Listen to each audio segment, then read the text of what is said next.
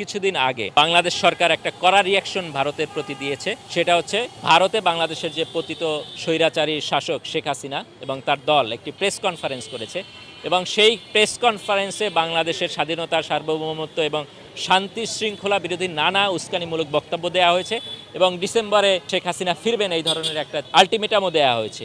এরপরে বাংলাদেশের যে পররাষ্ট্র মন্ত্রণালয় তারা খুব কড়া একটা রিয়াকশন ভারতের প্রতি দিয়েছে।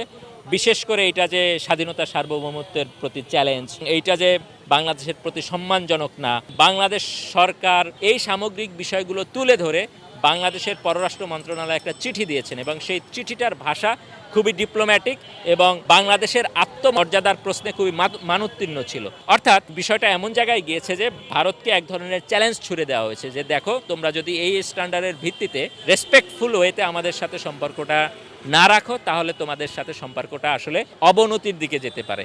আমি মনে করি ওই চিঠির প্রেক্ষিতে বা ওই প্রতি উত্তরের প্রেক্ষিতে এখানে ভারতের গোয়েন্দা সংস্থার যিনি প্রধান রয়েছেন তিনি এখানে এসে একটা বার্তা দেওয়ার হয়তো চেষ্টা করেছেন এখানকার সরকার বা অন্যান্য স্টেক হোল্ডারদের, যে না, আমরা আসলে তোমাদের অবস্থাটা এখন বুঝতে পারছি, আমরা একটা রেসপেক্টফুল ওয়েতেই তোমাদের সাথে আসলে ডিল করব।